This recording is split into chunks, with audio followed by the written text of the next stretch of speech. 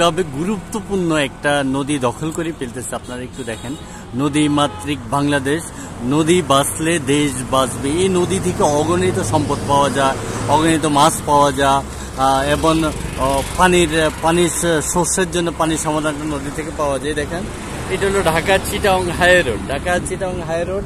এটা হলো যে মোগরাপাড়া চৌরাস্তার একটু পরে যে নদীটা, এই নদী দেখেন এই যে একটা গরু খামার, এই যে একটা এই যে বাঁধ দিয়েছে, বাঁধ দিয়ে আস্তে আস্তে নদীর দিকে চলে আসছে গরুর খামার করে নদীটা দখল করে ফেলতেছে।